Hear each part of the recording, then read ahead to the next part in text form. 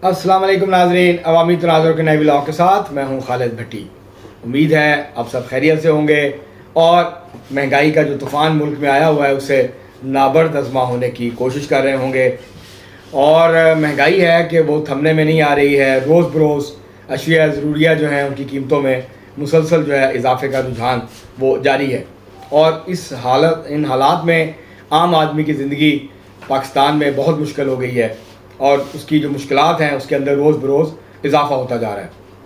लेकिन ज़ाहिर है यहाँ पे जो सूरत हाल है, जब आलमी मंडी में पेट्रोल महंगा होता है तो फ़ौरन हुकूमत बढ़ा देती है, और जब कम होता है तो फिर कई दिन सोच विचार होती रहती है कितना कम करें ना करें, क्या करें, नुकसान ना हो जाए ये जो ऑयल मार्केटिंग कंपनियाँ हैं इनको। लेकिन जब इजाफा करना होता है तो फिर ऑयल मार्केटिंग कंपनियों को फौरी तौर पे फ़ायदा पहुंचा दिया जाता है उसका, और आवाम की जेबों से पैसे जो हैं वो निकाल लिए जाते हैं। तो बहरहाल यही वो हालात हैं जिसमें हम आम पाकिस्तानी जो हैं वो ज़िंदा है।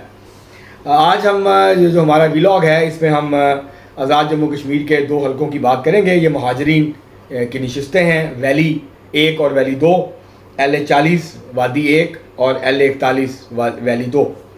तो इन दो नशिस्तों के बारे में आज हम आपके साथ बात करेंगे, आपके सामने मालूमात रखेंगे, तजिया देंगे आपको, और जो हमारी मालूमात हैं वो आपके साथ शेयर करेंगे। इससे पहले कि हम आगे बढ़ें, आपको तफसीलात फ़राहम करें, आपसे गुजारिश है कि अगर आपने हमारा चैनल अवामी तनाज़ुर अभी तक सब्सक्राइब नहीं किया उसको सब्सक्राइब कर लें। आपको व्लॉग पसंद आए उसको शेयर करें, लाइक करें और महज़ब अंदाज से अपनी राय का इजहार करें। बेल आइकन ज़रूर दबा दें, टल्ली ज़रूर खड़का दें। अब हम बढ़ते हैं अपने आज के मौजू की तरफ। LA-40 वादी 1 कश्मीर वैली 1, यहाँ वोटर्स जो हैं वो 5,637 टोटल वोटर्स हैं। लेकिन अगर आप इस हलके को देखें तो ये पूरा सूबा सिंध और सूबा बलूचिस्तान पे मुश्तमिल है। अगर आप इन दोनों सूबों को मिला लें तो ये पाकिस्तान के रकबे का तकरीबन कोई 65 से 70% बनता है। और लेकिन वोटर कितने हैं? 5,637। तो ये आप अंदाज़ा लगा लें कि दो सूबे, पाकिस्तान का सबसे बड़ा रकबे के लिहाज से सूबा बलूचिस्तान है, वो पाकिस्तान के रकबे का तकरीबन 46-47% बनता है, और बाकी 3 सूबे जो हैं वो 52-53% जो है वो बनते हैं। तो ये पूरा सूबा सिंध और पूरा बलूचिस्तान, ये दो सूबों के ऊपर मुश्तमिल हल्का है। बहुत बड़ा हल्का है ये, लेकिन वोटर्स बहुत कम है। और यहाँ जो है सिर्फ कश्मीर से आए हुए, वादी से आए हुए जो महाजरीन हैं कश्मीर के, वो सिर्फ वोट डालने का हक़ रखते हैं, उसके अहल हैं। 2016 में आमिर अब्दुल गफ़ार लोन पाकिस्तान पीपल्स पार्टी के उम्मीदवार थे, वो यहाँ से 1,320 वोट लेकर कामयाब हुए। मुस्लिम लीग नून के मोहम्मद नईम खान 507 वोट ले सके, दूसरे नंबर पर रहे। तीसरे नंबर पर ताहिर अली वानी 379 वोट उनको मिले, वो आज़ाद उम्मीदवार की हैसियत से इलेक्शन लड़े थे। 2021 में आमिर अब्दुल गफ़ार लोन एक बार फिर कामयाब हुए पाकिस्तान पीपल्स पार्टी के टिकट पे, 2,165 वोट इनको मिले। मोहम्मद सलीम बट PTI के उम्मीदवार थे, 875 वोट इनको मिले। और ताहिर अली वानी ने मुस्लिम लीग नून के टिकट पे हिस्सा लिया और 442 वोट हासिल कर सके।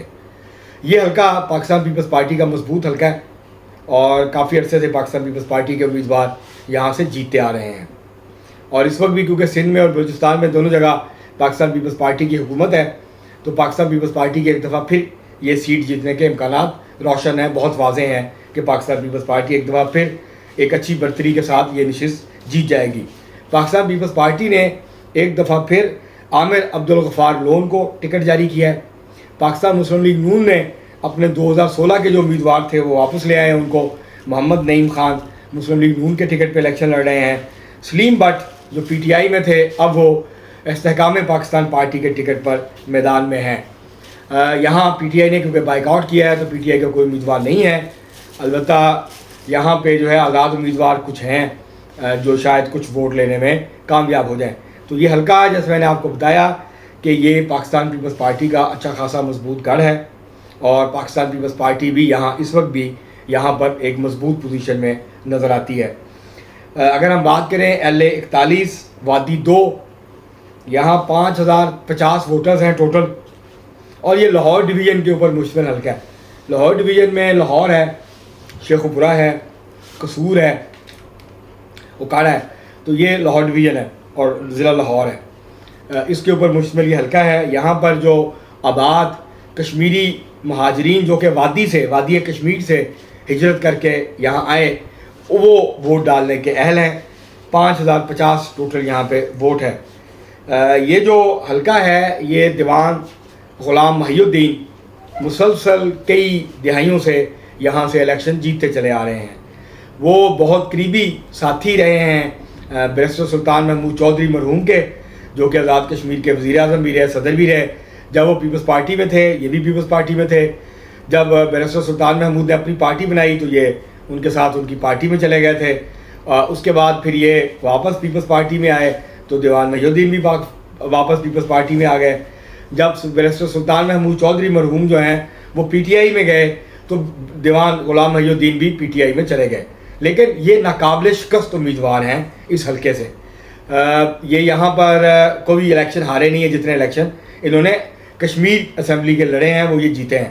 تو یہ بڑا مضبوط ان کا یہ حلقہ تھا. لیکن اب صورتحال یہ ہے کہ غلام محی الدین جو ہیں وہ 9 مئی کے کیس میں جیل میں ہیں اور اس وجہ سے اور تحریک صاحب نے بائیکاٹ بھی کیا ہے تو یہ وہ الیکشن نہیں لڑ رہے ہیں. تو ان کی غیر موجودگی میں اب جو امیدوار موجود ہیں یہاں پر اس میں مسلم لیگ نون نے محمد عامر شاہ کو میدان میں اتارا ہے. یہ نسبتاً نئے امیدوار ہیں. غلام عباس میر یہ پہلے مسلم لیگ نون کے ٹکٹ پہ بھی الیکشن لڑ چکے. گزشتہ الیکشن انہوں نے پاکستان پیپلز پارٹی کے ٹکٹ پہ لڑا تھا. اب یہ پاکستان پیپلز پارٹی کے امیدوار ہیں. سعید احمد ڈار جو ہیں یہ استحکام پاکستان پارٹی کے امیدوار ہیں. یہاں اگر ہم بات کریں 2016 کی تو 2016 میں غلام محی الدین 1536 ووٹ لے کر کامیاب ہوئے تھے.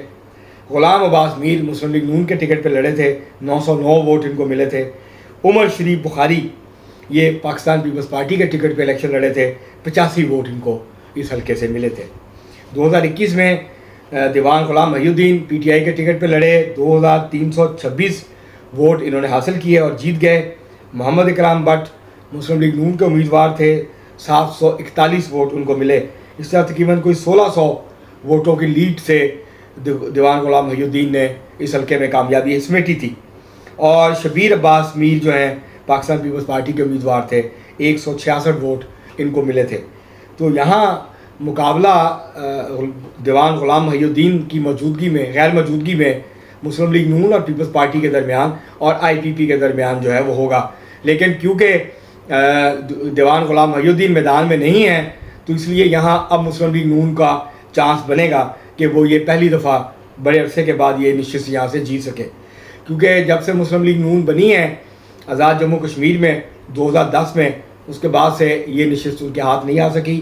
اور ایک وقت ایسا بھی آیا تھا جب کہ الیکشن یہاں پہ نہیں ہوا تھا اور الیکشن کو ملتوی کرتے کرتے پورا ٹینیور گزر گیا تھا, کیونکہ مسلم لیگ نون کو اس بات کا یقین تھا کہ جب بھی الیکشن ہوگا اس حلقے میں L41 وادی 2 میں تو دیوان غلام محی الدین یہاں سے کامیاب ہو جائیں گے. تو دیوان غلام محی الدین جو ہیں وہ اب جیل میں ہیں 9 مئی کے کیس میں. ان کے اوپر دباؤ تھا, انہوں نے تحریک انصاف نہیں چھوڑی اور ابھی تک تو تحریک انصاف کے ساتھ ہیں. دیوان غلام محی الدین جو ہیں جو ان کے ووٹرز ہیں لاہور میں خاص طور پر, ان میں ان کی بہت زیادہ مطلب وہ چھوٹے بچوں تک کو بھی جانتے ہیں اور وہ بہت قریبی رابطہ رکھتے ہیں. لوگوں کی غمی خوشی میں شریک ہوتے رہے ہیں. دیوان فوڈز ان کی کمپنی ہے, وہ ہر عید پہ لوگوں کو جو ہے وہ بنا کے جو ہے وہ پیکج بھی جو ہے وہ دیتے ہیں. اور تو اس طرح سے وہ لوگوں سے بہت قریبی رابطہ رکھتے تھے, اسی لیے وہ اس حلقے کے بہت ہی مضبوط امیدوار رہے ہیں اور کبھی انہوں نے شکست نہیں کھائی. لیکن اب کیونکہ وہ جیل میں ہیں اور اس لیے اب شاید یہاں پر کوئی اور نیا امیدوار مسلم لیگ نون کا, آئی پی پی کا یا پاکستان پیپلز پارٹی کا جیت سکے. پاکستان پیپلز پارٹی کی پوزیشن یہاں کافی کمزور ہے, کافی محنت کرنی پڑے گی غلام عباس میر کو اس حلقے میں اگر انہوں نے آگے بڑھنا ہے اور اس حلقے کو جیتنا ہے. تو مقابلہ یہاں پر بظاہر جو ہے ان تینوں کے درمیان ہے, لیکن مسلم لیگ نون کو یہاں دیوان غلام محی الدین کی موجودگی میں ایک ایڈوانٹیج جو ہے وہ اس وقت حاصل ہے. اب تک کے لیے اتنا ہی, بہت شکریہ.